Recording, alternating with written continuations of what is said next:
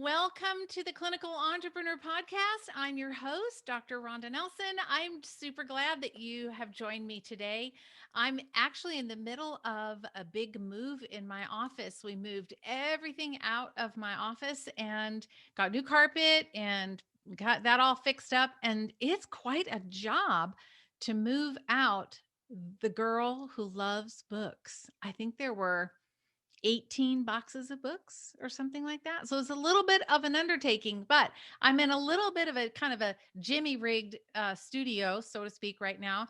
So I've got chairs and trash cans and boxes and all kinds of things set up to be able to do this podcast for you. But I'm really glad to be with you today. I have two practitioners that I want to introduce you to today that have completely transformed their practices by just making a few simple changes. And what I did recently was I hopped on and did a couple of interviews with them because I saw the dramatic changes that they were making, and they're making more money and seeing more people and loving being a practitioner. And and I know that sometimes the business of running a business, is hard. It's just hard. That's all.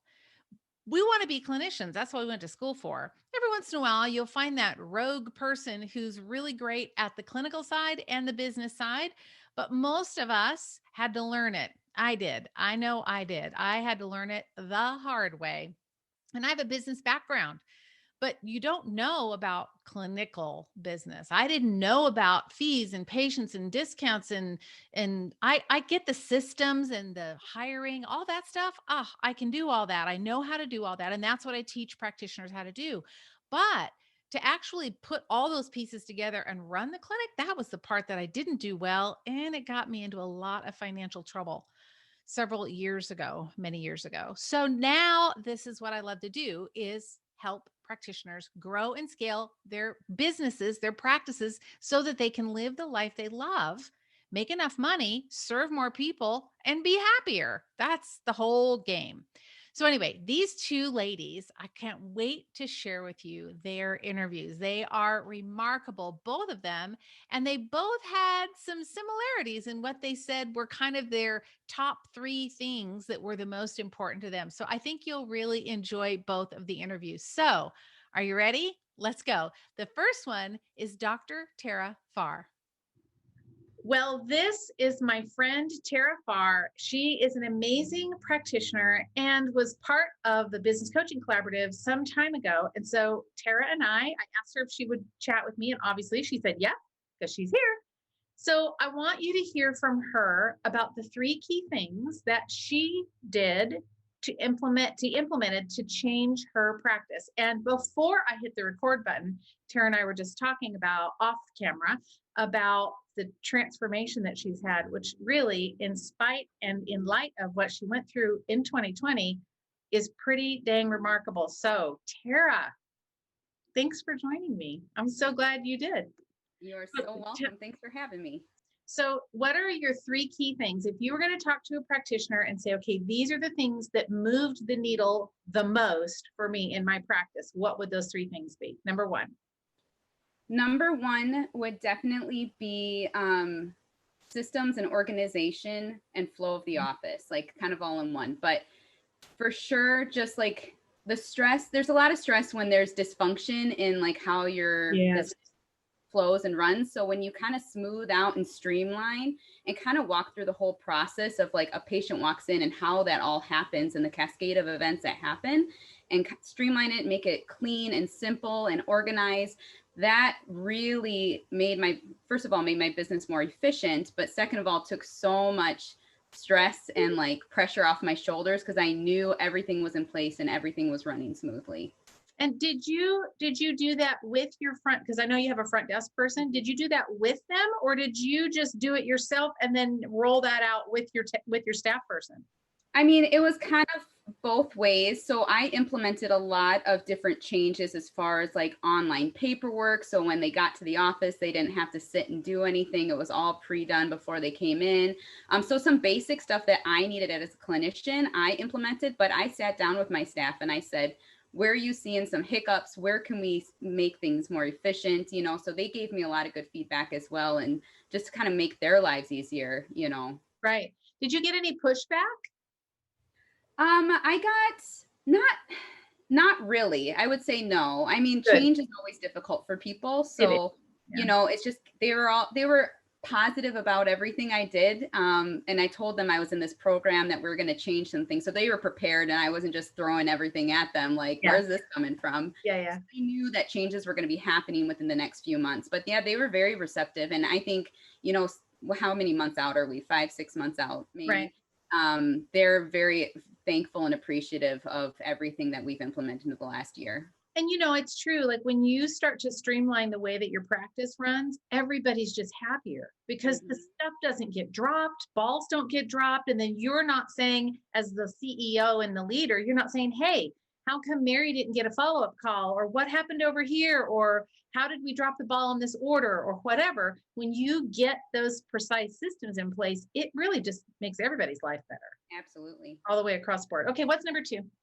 Number 2 was something I didn't think I needed probably, but it was probably financial help as far as getting someone to organize the books, and accountants trying to clean that up, because that was something that you recommended, and we ended up doing that, and we do now a monthly program with them. So I get to see profit loss every month. I look at weekly collections. I'm just more have my pulse with the finances of the office without all of the work that I thought I had to do for it, because someone else does it for me. So yeah. And you know, when you've got that, again, it's kind of a system. I mean, really what you did was you put in a financial system, but the numbers are what a lot of times practitioners don't want to talk about. Like we don't want to look at, because it's like, oh, I'm not making enough money. But the focus isn't as much on the making of the money, but it's looking at the relationships between your income and your expenses, and how much are you spending on your overhead, your staff, especially because that's your biggest expense. But how much are you spending there? And are they helping you leverage to make income to offset their wages? I mean, staff should pay for themselves. Right. So I love that you're doing that. So you got somebody that gives you good numbers and lets you see, because I know that was a little bit of a sticking point when we talked at one point. So I'm so proud, I'm so excited about that. Yeah, that's awesome. That's going great. And it's kind of cool to see now, you know, before the numbers were just numbers. I didn't even know what they meant. Yeah. And like now to see the percentages, I'm like, okay, how can we get that overhead down a little bit to offset some of these expenses? And, and there's certain percentages you want in each department. So this year, that's my goal, is to kind of streamline efficiency within the office financially, and to kind of see where we're spending and how we can cut back or what we can spend on. And, you know, a good thing to remember too is that there's, you know, I always say that sometimes you have to get coaches that specialize in the thing that you need. So I can help you get the system set up for your finances, but I'm not a CPA. I have big, strong accounting background, and I can get you started, but that's not what I want to be really good at. Right. And so you find that right coach, that person to come in and kind of guide you, excuse me, and teach you, okay, this is what this number means. This is what this number means. And this is the relationship between those two numbers. And now all of a sudden, looking at a financial statement becomes super easy. Right. Yeah. Okay. What's number 3? Number 3 probably was more of a personal transformation, as far as seeing myself and having confidence in myself as a leader in the clinic. Yeah. And not just being an employee. Like you constantly said, you're the CEO of your business, and the business, now I feel like I'm running the business and the business isn't running me. So that was a huge transformation to me, because I kind of just felt like an employee that just went in every day, did my thing. And then I just had piles of other stuff that were just building up, because I just couldn't keep track or couldn't get ahead of the game. And now I definitely feel like because I've put these systems in place and outsource things I don't want to do, now everything is kind of more efficient running, and I'm more confident as a boss, as a business owner, and as the CEO of my company, basically. So it's music to my ears. I so love hearing you say that, because it is such an important part, is that we really do look at ourselves as a CEO. The buck stops with me. And if something gets dropped, or something didn't work, or something happens, I got to take responsibility, whether I directly did it or not. It falls back on me as the leader. Absolutely. So I love that. I love that. So as we wrap up, thank you again for joining me. But as we wrap up, if you were the coach, what's the one thing that you would tell a practitioner that has a clinic that maybe was in the same spot as you, like tactical, what you can do right now? What would you, if you were the coach, what would you say? Okay, do this, and this will start to move your ship. This will start to put you in a direction where you can be profitable, see more people, get more eyes on your practice, et cetera. What would you tell them to do? Oh, that's a loaded question. There's so much to do. I know. But I'd probably say, one of the big thing was walking into the doors as a patient and seeing how everything flows from their eyes, like seeing the smile on my receptionist's face, the decor of my office, and those little things and those little emotional triggers that a patient has when they first walk in the door, what they smell, what they see, how they feel, it sets off their whole visit with you. So if you're going to do anything, just walk in that front door as a patient and from a patient's point of view and see how they approach and how they interact with your office, because that's a huge game changer. It is a huge game changer. We talked a lot about that exercise we did about, being that patient and going through the experience with your patient hat on, not your I own the business hat on. But even not only walking through the front door, but that conversation and that experience even starts from the time someone answers the phone. Or a form is filled out and there's an email that goes out in response, right? Hey, thanks for reaching out. We're super excited to talk with you. How can we there's all those multiple ways that people come into your practice. And so knowing how to really tune those up and make it a win for the patient is huge. Yeah. Oh man, I am so happy to be able to chat with you. You are just absolutely super delightful. I'm going to put us back side by side. I loved working with you. I consider you a friend, and I'm so proud and excited about the growth that you've had. And you told me before we went on camera that you were, what in your words, so busy. Yes. So busy. And that you've started to outsource and dive into marketing, and all of that happens because you put your CEO hat on, you got those systems in place. You started to deal with the business of the business as a CEO rather than ignoring the business and just being a clinician and being frustrated all the time. Right. So I'm so proud and so excited for you. So thank you very much for joining me for the interview. I've loved chatting with you, and I will make sure for those of you listening to this put together podcast that Tera's information is in the show notes, so you'll be able to connect with her, share the love, like, follow, interact, go find her, because she really is a rock star clinician. Tera, thank you so much. Was that amazing or what? I mean, she had some serious truth bombs in there. I hope at least one of those was impactful for you and made you believe that you don't have to be that outlier practitioner that never gets it right. But now you got some ideas on what you can do to be able to start making it right and making your practice run better. Okay, enough about that. Let's hear from Dr. Jeni St. Onge. She's our next practitioner, and you're going to love this. All right, for our very first interview this week, I wanted to introduce you to my friend, Jeni St. Onge. She and I have worked together in the past, and she is one of my favorite people when it comes to drawing a line in the sand and deciding you're either in or you're out. And this last year, at least in 2020, was a remarkable year for her from the very beginning, not even including COVID. It was really a remarkable year for her. So I'm going to minimize myself. I'm going to put Jeni on the front and let her chat with you. Thanks for joining me, Jeni. So glad to have you with me. Thank you, Rhonda. It's such a great honor to be with you. I'm sorry about that phone ringing in the background, but we don't care. Yep. Okay. So I very much appreciate Rhonda for her clinical. I've learned so much from her from a clinical perspective, but perhaps more important than that is just the business stuff that I have learned, that she's been part of this journey, as she said, where I really didn't even want to have a business. I was terrified to have my own business. I just thought I'll just go work for somebody. And then I realized that just wasn't going to be a good fit for my family and the freedom and what I wanted out of it.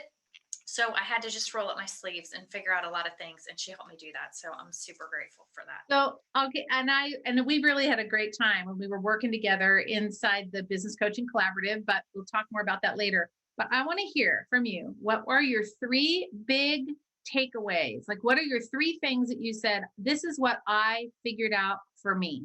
3 biggest ones. What are they? I would say I would start with the pricing. I feel like so many of us, as we're healthcare providers, we love people, we love to serve people. And, especially me coming from a chiropractic background, that's a $49 visit, or it's a visit priced at one point. But if you're going to take the time and invest, I invested years becoming certified in functional medicine and learning and doing that. And so when I sit down with somebody, I'm visiting with them for an hour, and I am reviewing all these tests that they brought me. And this is time intensive. And for me to offer that level of service that I think is transformational with health, you have to charge for it. Absolutely. Preach it, sister. Come on. I just didn't do that. And I'm still, I have a mess now, honestly, in my practice, because I've got new clients that I have priced properly and ones that I haven't. And it's just this like hybrid of I'm transitioning, and I wish I really would have done it right from the beginning. It was fear and scarcity mentality. And what's the thing that you use? Because I really want to, we're keeping this short, but I want to know, what was the thing in your mind? What was the mental shift that you made in order to make that transition to believe that you were 100% worth, and the service that you were providing was 1,000% worth the fee that you were charging? What was that shift for you? The results. People would come back, and we had, and you have to be really careful. We're not diagnosing and curing people, right, but people that had already been diagnosed with really scary, awful stuff. And they walk through the stuff that we all do. We're all doing it. I'm not doing anything that people that are listening to this podcast, other functional doctors, you're doing it. We are changing their life. And when they go from some big scary diagnosis to not having it anymore, you think, if they would have had to go through the medical system and treated their leukemia, is one that's been an aha moment for me, is if they would have had to treat that medically, they would have been 6 figures out of pocket, even with insurance, and more without it. So in that process, not only did we help that reverse, this person is healthier and happier and feels better than she's ever felt. So is it worth it? Yeah, you bet it is. So set your price based on the results that you know that you can deliver. And if you're going to invest big, then you price big. And meaning that you're not lowballing it. I guess that's what I really mean. And I know that that's not what you did. You did not lowball your prices. No. And to me, it was like, when I felt like I was worth it, I started doing it. Oh, I love that. That makes me so happy. Thanks. I just asked myself, what do I need to do to be worth it? I like asking good questions like that. Like, that's such a good question. Such a good question. Okay, we could talk about that forever. So I know there's so much in there. Oh no, that's like a little gold mine. In fact, Jeni, how about this? How about if you and I jump on a podcast, another full podcast episode where you're not sharing it with anybody else? How about that? Yeah, we'll do that later. Okay, so Jeni will be back with us. But now, okay, so number 2, pricing is number 1. That was the top number 1 thing you learned in 2020 or in your practice growth, which happened last year. What's number 2? Number 2 is to have your systems dialed in. Oh, so important. Oh boy.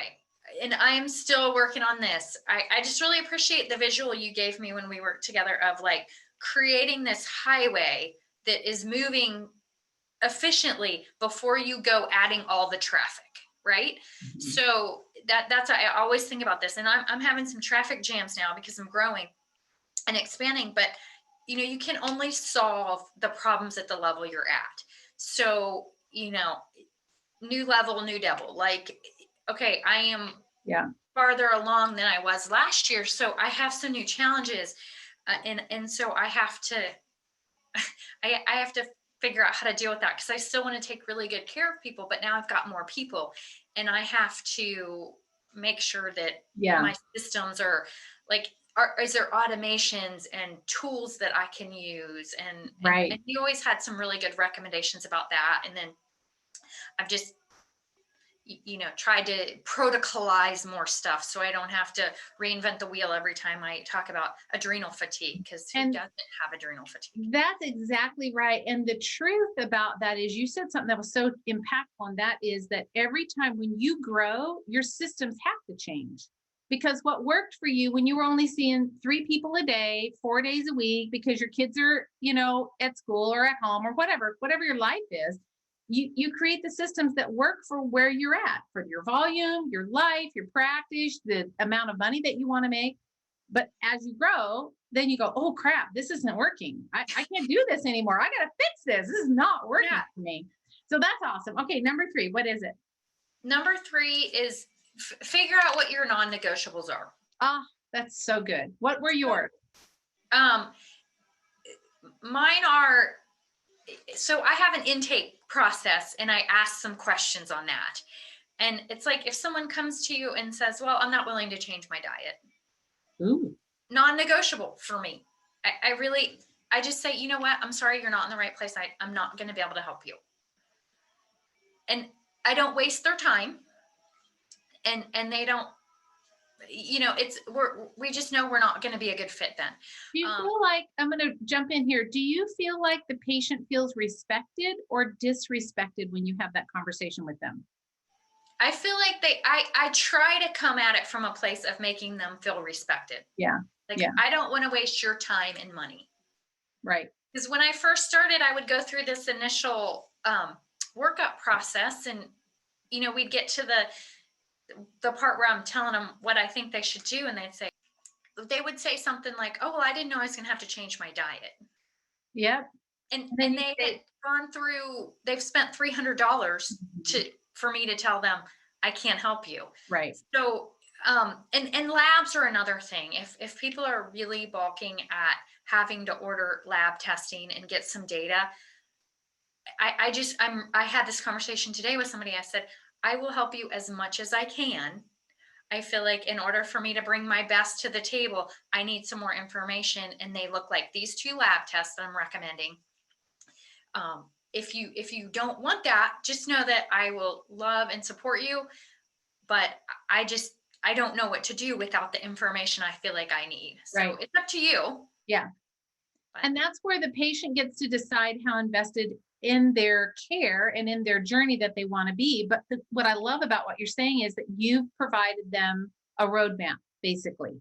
You've given them a roadmap and said, okay, we're at this exit off the freeway, right? We just took this exit, and now we're over here in the rest stop because I can't go any further because I need a little bit more information on the map.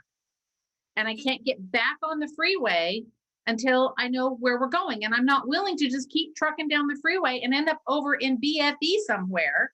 I love that. Not serving you well. So we just pulled off the rest stop because we have to kind of regroup here, take a bathroom break. What's our next steps? And sometimes those lab tests are the exact way you do that. So, all right, Jeni, I love this. I love this conversation. You make me smile. From where you came from when I first met you in the business coaching collaborative, when I first met you, you were like seriously in a meltdown, all over the board, don't know what I want to do. You were like all over the place. And it makes me so happy to know that you really just buckled up, dove in, got it figured out. And now look at you. You're ready to like hire staff and grow your practice, and you're more profitable and happier. And I could not be more excited for you. Thank you. I really love what we did in the, with the coaching and the group. Just, I still keep in touch with some of the people that were in the group, and I made a lot of good connections. And I very much appreciate your leadership with, there's so much going on now that it's nice to have someone that's like, hey, showing some leadership and helping us all. So thank you for that. Well, you're welcome. And thanks for joining me. I have loved chatting with you. Amazing.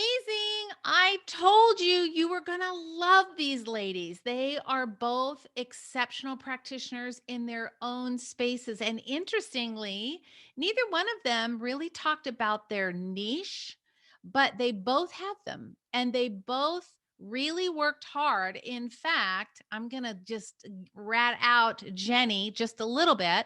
When I first started working with her inside Business Coaching Collaborative, which is open for enrollment this week. So if you want to jump in and you want these kinds of results, that's where you need to be. But when I first started working with Jeni, she was all over the board. Do I want to be an associate in a practice? I don't want a niche. That feels really scary. My husband's a chiropractor. Do I want to practice with him? Do I want my own thing? I don't know what to do. She was literally all over the board, like squirrely. And I kept saying, just decide who you want to serve first. That's the first decision you have to make. Who do you want to serve? Who do you want to serve? And once she made that decision and decided to, as she said, she just changed her head game, right? She just changed the way she was talking about herself and herself with her practice. All of a sudden, boom, everything opened up. And now she's just killing it over there. I'm so proud of both of these ladies that not only are they past students, but they're also friends. And I could not be more proud of them. So this week, if you are listening to this and it's too late and it's already closed, the enrollment for Business Coaching Collaborative, or BCC as we call it, if it's already closed, that's okay. You can still click on the link and you can get on the wait list. But if you're listening to this podcast and it's before February 11th, you are good to go, because enrollment closes on February the 11th. There is a bit of an application that you do have to go through, but if you feel like your clinic, your business skills need a little sharpening and you need a coach or a mentor, I can help you. I'll be that coach for you. I'll walk you through that. Your business, your future, your finances depend on you being the practitioner that I know you can be. And Business Coaching Collaborative is where we do just that. I'm going to transform you. You can have results just like Jeni and just like Tera. So join me. Click on the link below. I can't wait to see how you are going to transform your practice. Until next time on the Clinical Entrepreneur Podcast, my name is Rhonda Nelson. I am your practice growth strategy coach, my friend, and I'm committed to helping you get the practice that you want and that you deserve. All right, my friend, follow me on Facebook, follow me on Instagram. You can DM me anytime. Contact info is in the show notes. Take care. Talk to you soon. Bye for now.